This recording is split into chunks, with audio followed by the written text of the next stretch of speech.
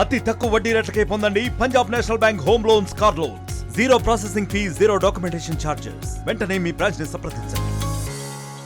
కూటమి ప్రభుత్వం ఏర్పడిన తర్వాత ప్రభుత్వం ఏర్పడిన మొట్టమొదటి నుంచి కూడా ఈ పరిపాలన రాజకీయ పరిపాలన సాగిస్తామని చెప్పి గౌరవ ముఖ్యమంత్రి చంద్రబాబు నాయుడు గారు చెప్పడం, ఆ రాజకీయ పరిపాలన ఏ స్థితికి చేరింది అంటే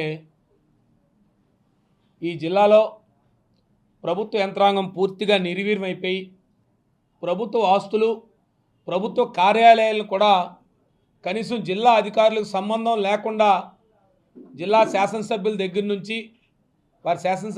నుంచి వారి కార్యకర్తల వరకు వారి ఇష్టారాజ్యంగా వ్యవహరించిన సందర్భాలు గతంలో ఉంటే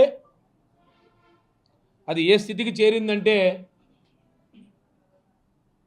కనీస ఉత్తర్వులు కూడా లేకుండా జిల్లాలో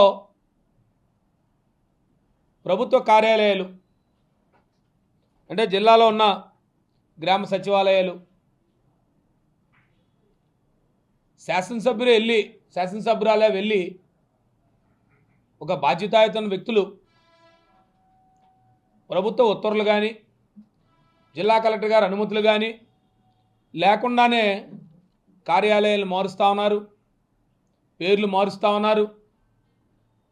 అందులో ఉన్న ప్రభుత్వ సామాగ్రి ఇష్టానుసారం వారు చేస్తూ ఉన్నారు.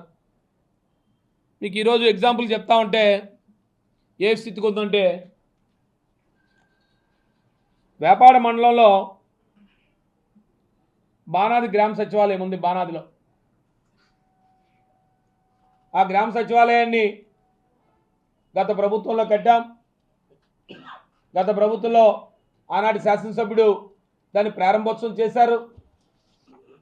సక్రమంగా పూర్తి స్థాయిలో గ్రామ సచివాలయం పనిచేస్తూ ఉంది. ఈ ప్రభుత్వం ఏర్పడిన తర్వాత ఈ చోటా మోటా నాయకులు, తెలుగుదేశం పార్టీ నాయకులు కూడా ఇష్టానురాజ్యం చేస్తూ వారు వచ్చి ఒక పంచాయతీ బిల్డింగ్ ఉంటే ఆ బిల్డింగ్లో ఒక రైతు భరోసా కేంద్రం కూడా అక్కడ పనిచేస్తూ ఉంటే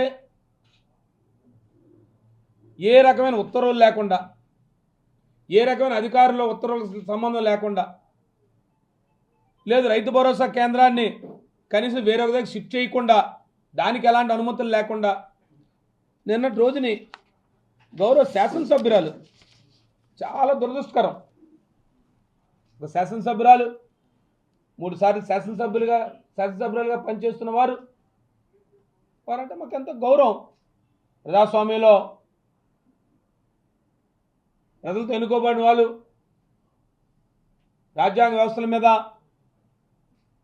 రాజ్యాంగం మీద ప్రమాణం చేసి వారు పరిపాలన కొనసాగిస్తామని చెప్తా వచ్చారు. కనీసం ఒక గౌరవ శాసనసభ్యురాలు ఒక గ్రామ సచివాలయంలో ఉన్న సామగ్రిని అంతా తీసుకెళ్ళిపోయి పక్కనే ఉన్న ఒక రైతు భరోసా కేంద్రం, మీకు చెప్తాను, అది కూడా ఫోటోలు చూపిస్తూ ఉంటాను. ఆ రైతు భరోసా కేంద్రం అది ప్రభుత్వ అనుమతి లేకుండా, జిల్లా కలెక్టర్ అనుమతులు లేకుండా దాని పేరు మార్చి దాన్ని గ్రామ సచివాలయంగా వారు నామకరణం చేసుకొని వారి కార్యక్రమాలు చేస్తూ ఉన్నారు. అసలు జిల్లా కలెక్టర్ గారు ఏం చేస్తూ ఉన్నారు?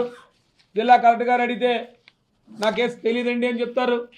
అగ్రికల్చర్ జేడీ అడిగితే నాకేం తెలియదండి అని వారు చెప్తారు. అసలు ఈ జిల్లాలో ఏమైనా ప్రభుత్వ యంత్రాంగం పనిచేస్తుందా? ప్రభుత్వ యంత్రాంగం పనిచేస్తే ఈ రకంగా సచివాలయాల అధికారులు లేకుండా, అధికార ఉత్తర్వులు లేకుండా ఏ రకంగా ఈ రకమైన కార్యక్రమాలు చేస్తారు? ఇది గ్రామ సచివాలయం. ఇది గతంలో ప్రారంభోత్సవం చేసిన గ్రామ సచివాలయం. బానాది రైతు భరోసా కేంద్రం. అక్కడ ఒక కార్యాలయం ఉంది. ఆ కార్యాలయాన్ని ఆ రోజు ప్రభుత్వ అవసరాల కోసం దాన్ని రైతు భరోసా కేంద్రంగా పెట్టాం.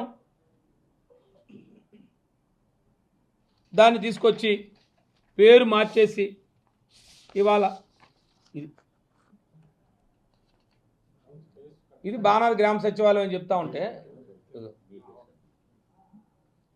ఇది బానాది గ్రామ సచివాలయం పెడితే ప్రభుత్వం జిల్లాలో కలెక్టర్ గారు ఏం చేస్తున్నారు, డిపిఓ ఏం చేస్తున్నారు, అసలు ప్రభుత్వ యంత్రాంగం పనిచేస్తుందా? ఒక గౌరవ శాసనసభ్యురాలు ఎలాంటి అనుమతులు లేకుండా దీంట్లో ఉన్న సామగ్రిని అంతా తీసుకెళ్ళిపోయి శాసనసభ్యురాలు ఈ రకమైన కార్యక్రమం చేయడం ఎంతవరకు సమంజసం? అంటే ఎవరికి ఇష్టానుసారంగా ఈ కార్యక్రమాలు చేస్తూ ఉంటే ప్రభుత్వం నిద్రపోతుందా ఈ జిల్లాలో అని చెప్తూ అడుగుతా ఉన్నాను. నేను జిల్లా కలెక్టర్ గారి దృష్టికి తీసుకొచ్చాను. నా నోటీసులో లేదంటే వారు చెప్తున్నారు. దీంట్లో ఉన్న సామగ్రి అలాగే రైతు భరోసా కేంద్రంలో ఉన్న ఒక టీవీలు కానీ కియోస్కోలు కానీ ఆ ప్రచార సామగ్రిని తీసుకెళ్ళిపోయారు.